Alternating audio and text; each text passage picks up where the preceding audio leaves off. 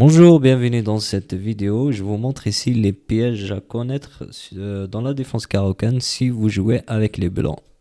Et c'est parti. On commence avec le premier piège, donc E4, C6, et là les blancs vont jouer avec D3, un coup qui est rare, et ensuite D5, cavalier F3, et on voit que les noirs peuvent prendre déjà un E5, les blancs ne vont pas reprendre le pion, mais vont jouer cavalier G5 pour attaquer le pion de cette manière. Ensuite E prend D3, et là fou prend D3. On voit que les blancs attaquent le pion H7 deux fois, qui est défendu une seule fois par la tour. Et ensuite, ils vont se dire, on va juste chasser le cavalier, et puis c'est bon. Donc, après ça, ils vont jouer H6 pour attaquer le cavalier. Et sur ça, il y a cavalier prend F7 qui met une fourchette sur la tour et la dame. Si la dame s'enfuit par exemple en C7, il y a cavalier prend H8. Si la dame vient en A5 pour mettre un échec, ici il y a juste fou D2 qui attaque la dame et on voit qu'il y a une double attaque. Donc si les noirs prennent le cavalier avec le roi, mais sur ça il y a juste fou G6 échec qui va dévier le roi, donc le roi ne peut pas revenir en E8 pour défendre la dame. Donc sur dame roi prend G6, il y a juste dame prend D8 et les blancs ont une dame de plus. Donc pour se défendre après ça, les noirs peuvent jouer avec cavalier D7. Et sur ça, les blancs vont prendre ici. Donc sur ça, il y a juste cavalier E5 qui attaque le fou. Ensuite, cavalier prend F8, cavalier prend D3. Sur pion prend D3, les noirs ne vont pas reprendre directement le cavalier, mais vont jouer avec dame D6, ils vont mettre la pression sur le pion. Sur ça, il y a juste H4 et ensuite les noirs vont prendre le cavalier et ils ont une meilleure position. Sur dame prend D3, il y a dame prend D3, ensuite c'est prend D3 et roi prend F8. Et on voit ici que les noirs ont une meilleure position, bien sûr. Il y a la colonne qui est ouverte pour la tour et il y a un pion isolé pour les blancs. On passe maintenant au deuxième piège qui est sur la Caro-Kann avec la variante d'avance, donc E4, C6, D4, D5, E5, et ensuite fou F5 pour sortir le fou de la chaîne des pions. Donc juste après ça, on va voir le piège qui est de jouer G4, d'attaquer directement le fou. Ici, il y a un bon coup pour les noirs pour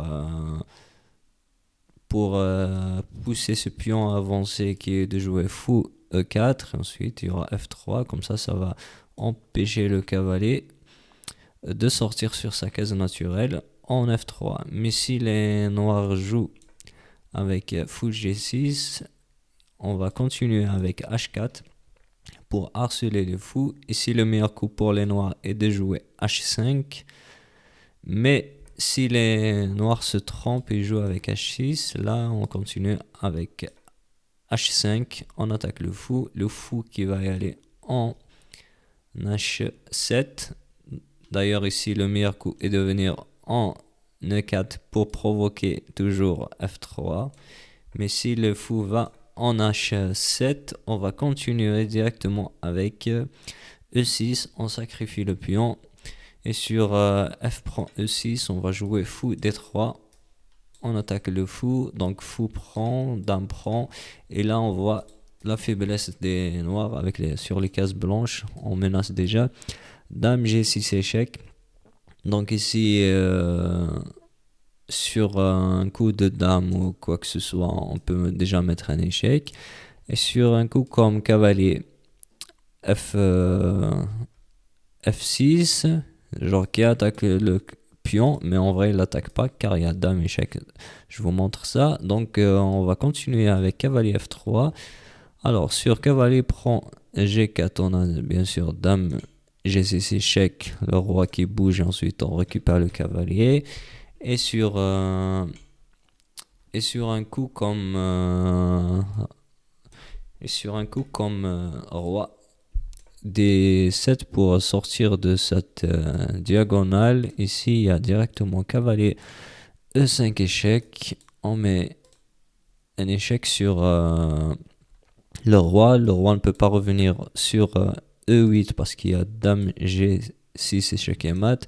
Donc le roi va y aller soit en C7 soit en C8, par exemple C8, et sur ça il y a fou F7. On met un fourchette ici, et sur dame A5 échec, il y a juste fou D2, et sur dame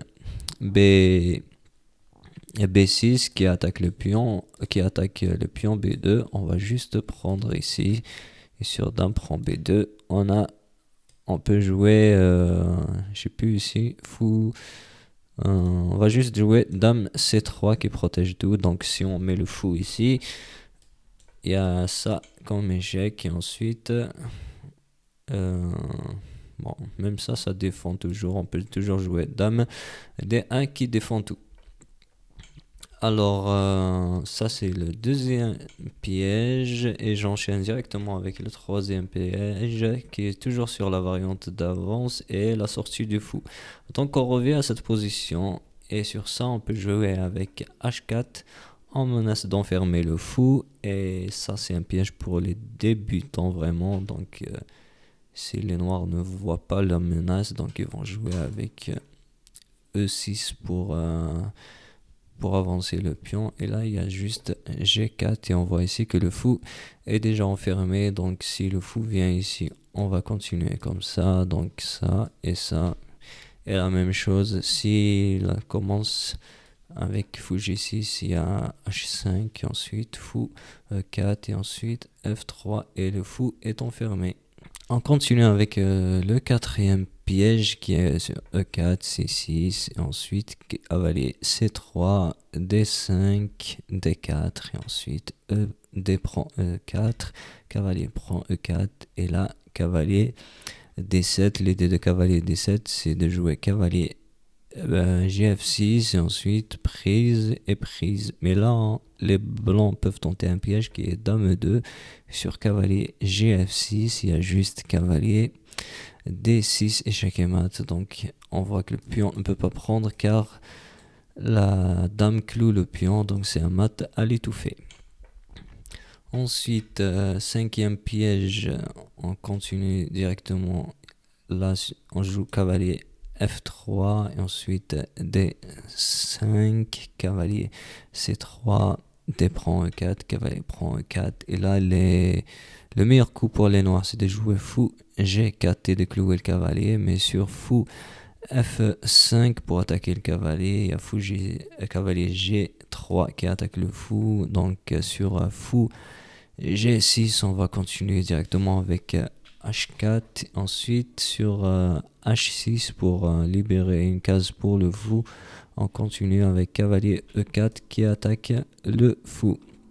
Donc sur un coup comme dame D6, on va juste prendre, on peut prendre déjà la paire de fous, et sur fou H7, le fou qui recule pour éviter l'échange. Donc ici il y a dame H4, il y a déjà une menace de mat, et les noirs peuvent pas développer leur cavalier parce qu'il y a mat. Donc sur G6 pour attaquer la dame, il y a dame F3.